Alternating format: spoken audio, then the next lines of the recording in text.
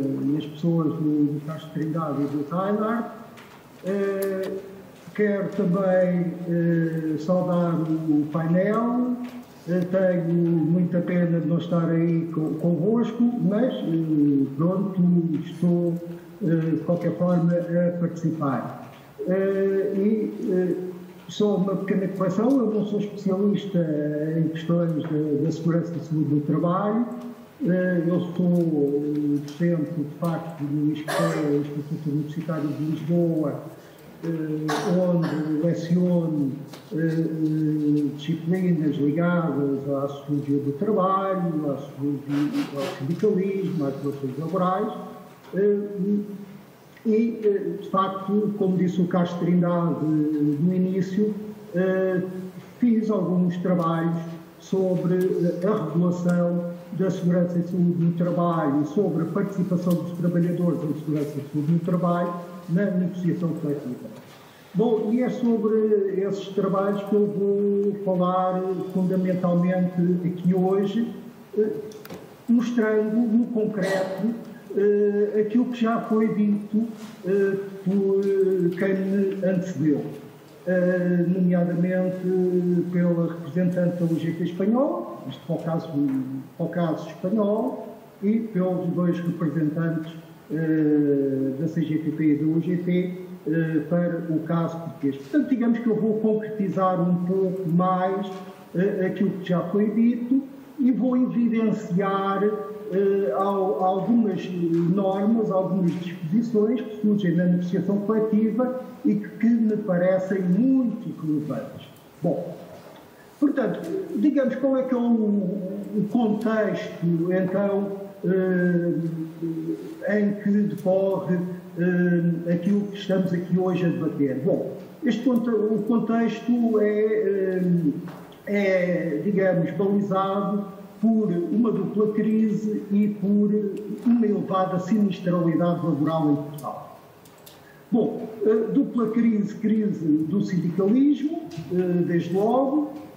Basta dizer que entre 1978 e 2016 a taxa de sindicalização em Portugal diminuiu 45,5 pontos percentuais, portanto é um dos recuos maiores a nível mundial. Portanto, este é o primeiro elemento de crise. Depois temos uma crise da negociação coletiva. Uma crise da negociação coletiva que eu refiro que é uma crise tanto quantitativa, não é? E há vários indicadores que nos mostram essa crise quantitativa, a diminuição do número de convenções coletivas, apesar da retoma no pós-Troika, ainda estamos muito longe do auge que tivemos nos anos 90. Portanto, a crise da negociação coletiva também pode ser, esta crise quantitativa também pode ser medida pelo número de trabalhadores cobertos pela negociação coletiva. Mais uma vez, estamos numa situação de retoma nos últimos anos, mas continuamos muito longe do pico. Bom, a crise da negociação coletiva em termos quantitativos também pode ser vista através das portarias de extensão. Bom, que também estão em retoma, mas também ainda muito longe. E depois temos uma crise qualitativa da negociação coletiva. E nesta crise qualitativa da negociação coletiva eu incluo os conteúdos que são negociados. E um dos conteúdos que são negociados é exatamente a segurança e saúde no trabalho. Bom, e para mim a segurança e saúde no trabalho é um indicador justamente da crise da negociação coletiva em termos qualitativos. Bom, depois o segundo elemento do contexto é a sinistralidade laboral. Nós estamos com cerca de 200 mil acidentes de trabalho por ano em Portugal. 200 mil. Bom, relativamente a 1990 conseguimos diminuir em 100 mil. Porque em 1990 eram 300 mil, no início dos anos 90 eram 300 mil. Bom, diminuímos de facto em 100 mil, mas 200 mil acidentes de trabalho por ano são muitos acidentes de trabalho. Não é? Bom, conseguimos também diminuir o número de acidentes de trabalho fatais, que chegaram a ser cerca de 350 por ano. Agora estamos nos 150. Bom, muitos acidentes de trabalho fatais. Isto faz de Portugal o quarto país da União Europeia com uma maior taxa de incidência dos acidentes de trabalho fatais por 100 mil trabalhadores. É o quarto país. Portanto, para utilizar uma expressão que foi utilizada por Cavaco Silva aqui há uns anos atrás, Portugal, neste caso, está no pelotão da frente da União Europeia no que diz respeito aos acidentes de trabalho. Bom, portanto, uma taxa de incidência dos acidentes de trabalho fatais, quarto país, e em termos da taxa de incidência dos acidentes de trabalho graves, que dão origem a 4 ou mais dias de ausência do trabalho, aí Portugal é o campeão a nível europeu. É? Portanto, com um valor que é quase o dobro da média da União Europeia. Portanto, é este o panorama, é este o contexto que envolve a questão da regulação da segurança e saúde no trabalho na negociação coletiva. Bom, já foi aqui hoje referido que Portugal tem uma legislação muito interessante neste domínio, o regime de promoção da segurança e saúde no trabalho, bom, que foi impulsionado pela diretiva europeia. Dizer também que a legislação em vigor não é imperativa no domínio da segurança e saúde no trabalho. E, portanto, ela abre um amplo leque de possibilidades, um amplo campo de negociação, quer no que se refere às temáticas da segurança e saúde no trabalho, quer quanto à participação dos trabalhadores neste domínio. Aspecto que também já foi aqui focado hoje. Bom, eu realizei duas pesquisas temporalmente distintas. Uma primeira que incidiu na análise de 44% das convenções coletivas publicadas entre 2010 e 2012. Bom, aqui abordei a temática geral da segurança e saúde no trabalho. E tenho uma pesquisa mais recente, entre 2017 e 2019, em que analisei 52% das convenções coletivas publicadas nestes 3 anos, mais focada na questão do assédio e mais especificamente na questão do assédio sexual. Ainda. Bom, portanto, no fundo os resultados destas duas pesquisas que eu vos vou aqui referir. Bom, em relação aos conteúdos do clausulado, em termos genéricos, não é? Bom, a grande maioria das convenções que eu analisei ignoram completamente a regulação das matérias de SST. Muitas outras limitam-se a incluir disposições minimalistas de caráter genérico ou remetendo para a lei. Bom, eu costumo dar o exemplo, neste último caso, costumo dar o exemplo do acordo de empresa da Refer, uma empresa que já não existe, em que o domínio da segurança, higiene e saúde no trabalho, a este domínio, é de uma linha e meia. Uma linha e meia. Ou seja, visto assim, a matéria relativa à segurança, higiene e saúde no trabalho rege pelo disposto na lei. Mais nada. Portanto, isto é, digamos, a versão mais minimalista do minimalismo.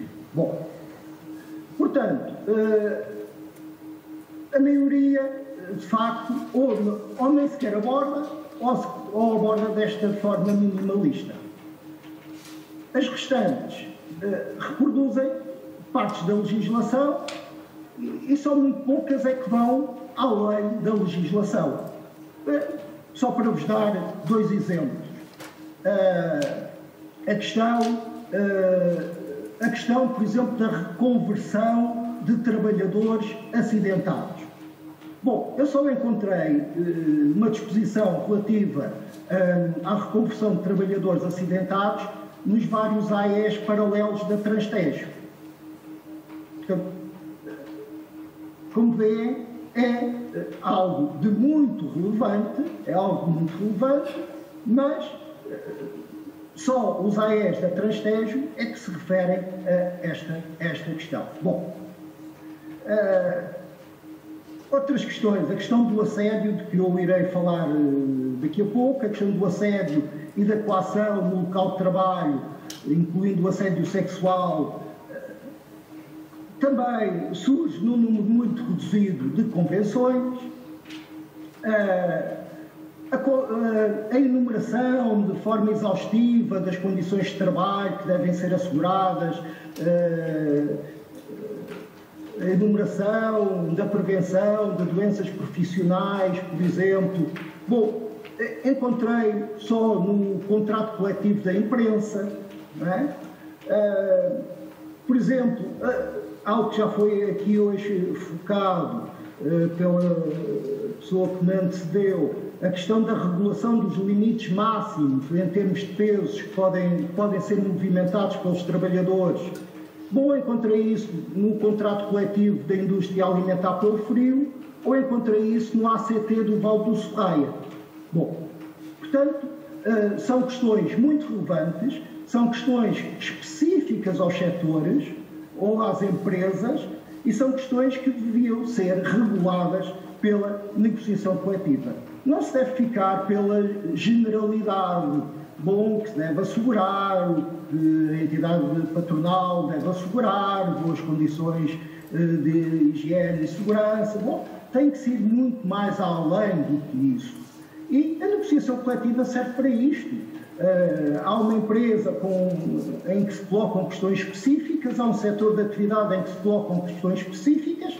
Essas questões específicas devem ser reguladas pela negociação coletiva. Estão aqui um bom exemplo, este que eu vos expliquei da regulação dos limites máximos em termos de pesos que podem ser movimentados. Bom, mais frequentemente do que estas disposições, surgem disposições relativas à formação em SST, aos serviços de saúde e de medicina no trabalho, ou à concessão de complementos aos subsídios de acidentes de trabalho ou de doenças profissionais. Bom, mas tudo isto é de grande relevância, como é evidente, mas lá está, fica-se pelo genérico. Deve ser facultada a formação aos representantes dos trabalhadores ou aos próprios trabalhadores. Bom, mas quanto tempo de formação? Por exemplo, bom, a participação sindical na definição dos planos de formação, por exemplo. Bom, isso já não surge ou surge de forma completamente marginal nas dezenas de convenções coletivas, para não dizer centenas, de convenções coletivas que eu analisei. Bom, duas temáticas particulares que eu reputo muito importantes. A primeira, a participação dos trabalhadores em SST. Bom, mais uma vez, repito, a legislação não é imperativa, não é? Mas o regime de promoção de SST, inclusivamente, afirma que, por convenção coletiva de trabalho, podem ser instituídas comissões de segurança e saúde no trabalho. Bom, o que é que eu detectei? Detectei um enorme déficit de regulação neste domínio, não é? 60,4% das convenções que eu analisei entre 2010 e 2012 não tinham qualquer cláusula específica sobre a participação em SST. Ou então remetiam para a legislação. E somente 5%, 5,2%, para ser mais concreto, é que possuíam normas que constituíam um desenvolvimento face ao legislado. Bom, Por exemplo, 74,5% das convenções eram omissas relativamente ao direito de informação. 76,4% eram omissas no que se refere ao direito de consulta. Só 23,1% é que acolhiam disposições sobre o direito à formação permanente dos trabalhadores e dos seus representantes. Não é? Bom, lá está, em termos genéricos. E 75,5% ignoravam completamente a regulação da eleição dos representantes dos trabalhadores. Portanto, digamos que, de modo geral, 3/4 das convenções ignoram a questão da participação dos trabalhadores em SST. Bom, já foi aqui referido pela pessoa que me antecedeu, a Wanda Cruz, da UGT, que eu também não conheço, assim como também não conheço o Luís Dupont, pessoalmente. Bom, já foi aqui referida a questão do crédito de horas. Bom, foi dito que a legislação outorga um crédito de 5 horas para os representantes. Bom, de facto, para microempresas, 5 horas pode ser, e se não for uma empresa de risco, 5 horas pode ser, de facto, suficiente. Bom, mas para outras empresas não é suficiente. Bom, então, o que é que eu detetei? Detetei que apenas 8 convenções outorgam um regime mais favorável em termos do crédito de horas. Apenas 8.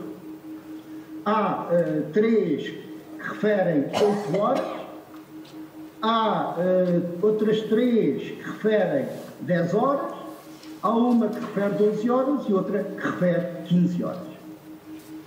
Bom, 15 horas é o triplo do que está na lei, não é? Bom, depois, em termos da instituição formal das comissões de segurança e saúde no trabalho, só 22% das convenções é que instituíam formalmente comissões de segurança e saúde no trabalho. Bom, mas se calhar deve-se ir mais além do que o mero direito genérico à instituição das comissões. Sei lá, pode-se ir além no sentido de definir qual é a composição das comissões. Bom, só uma convenção é que o fazia. Pode-se ir, por exemplo, além no sentido de definir as competências das comissões. Só 6 convenções é que o faziam. Ou pode-se ir além no sentido de estabelecer as regras de funcionamento. Só 15 convenções é que o faziam. Bom, portanto, há um longo caminho, de facto, a percorrer. E o mesmo se passa em termos dos riscos psicossociais, nomeadamente na questão do assédio, e em particular do assédio sexual. Bom, temos também, novamente, 3 tipos de convenções, aquelas sem qualquer disposição, sem qualquer norma referente ao assédio.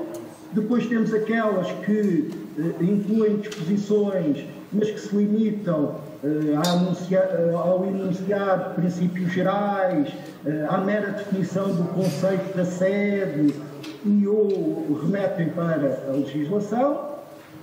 E entre as que regulam o assédio são as maioritárias, e depois temos convenções que vão também mais além do que a legislação, como, por exemplo, estabelecendo os montantes de indemnizações a conceder às vítimas em caso de assédio, ou que vão mais além, por exemplo, em termos do preverem a participação sindical nos processos, ou que vão mais além, nomeadamente definindo que os empregadores devem redigir um código de boas práticas que depois deve ser distribuído aos trabalhadores. Bom, são em número marginal as convenções que o fazem. Bom, mas de facto há algumas que o fazem, e há também pelo menos duas convenções, 2 acordos de empresa. Em geral, os acordos de empresa dão mais importância a estas matérias do que os contratos coletivos setoriais, devo dizê-lo, mas eu gostava de vos dar o exemplo de duas convenções coletivas, que são 2 acordos de empresa, que têm um anexo sobre segurança e saúde no trabalho bastante detalhado, bastante desenvolvido, bastante completo. Bom, são 2 empresas municipais, uma é a MARP, uma empresa municipal de Portimão. Há 2 convenções paralelas nesta empresa, uma assinada pelo STAL em 2014 e outra assinada pelo SINTAP em 2015, e uma segunda convenção, também de uma empresa municipal, a EMAS, onde também existe o mesmo figurino numa convenção assinada pelo STAL. Bom, estas 2 convenções são bastante detalhadas neste domínio da segurança e saúde no trabalho e parecem muito relevantes como bons exemplos, como exemplos de boas práticas neste domínio. Bom, algumas notas conclusivas, não sei se já estou a exceder o tempo ou não. Algumas notas conclusivas. Bom, já foi aqui referido, de facto, as matérias relacionadas com a segurança e saúde no trabalho continuam a ser completamente secundarizadas no plano da negociação coletiva. Eu penso que há vários fatores para a existência deste déficit de regulação, para a existência desta quase invisibilidade das matérias de SST na negociação coletiva. Bom, há um fator mais geral que se refere à inexistência de uma cultura que valorize e promova a melhoria das condições ambientais. Depois, penso que há também uma ausência de articulação entre os diversos níveis negociais. Bom, negociam-se coisas muito detalhadas, desenvolvidas, por exemplo, em concertação social, que depois não chegam à negociação coletiva. Portanto, há aqui um gap, há aqui um fosso, não é? Uma ausência de articulação.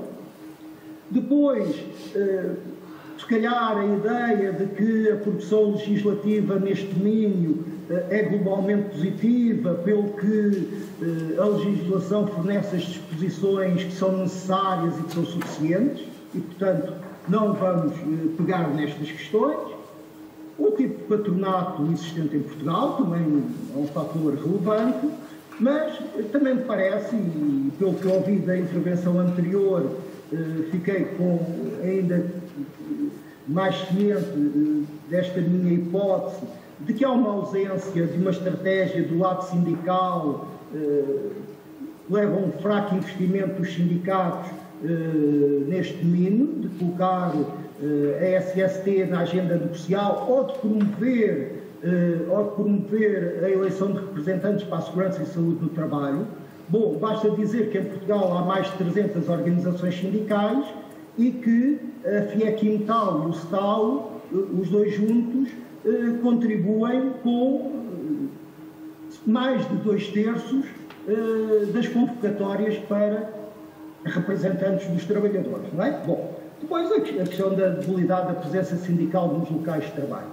Bom, e para finalizar, já vi aqui uma nota a dizer que já vou com 25 minutos, só para finalizar. Bom, então, o que fazer neste contexto? Bom, eu penso que é necessário uma estratégia ofensiva por parte dos sindicatos, não é?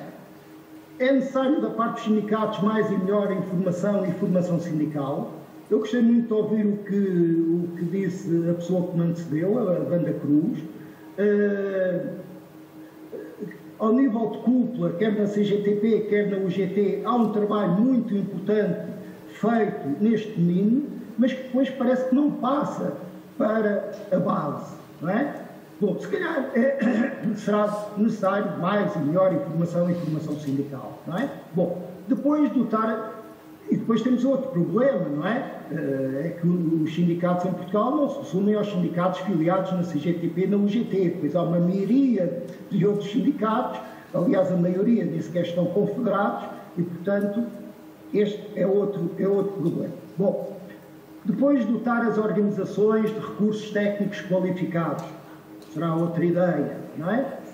Formar negociadores que são indispensáveis para uma negociação tecnicamente informada, tecnicamente sustentada. Bom, são algumas ideias do que fazer. Bom, e onde atuar, não é? Onde atuar? E onde atuar de uma forma preventiva, que é algo que em Portugal também é muito esquecido. Bom, atuar nas questões tradicionais, os serviços de medicina no trabalho, as compensações por acidentes de trabalho, a reconversão dos trabalhadores acidentados, etc.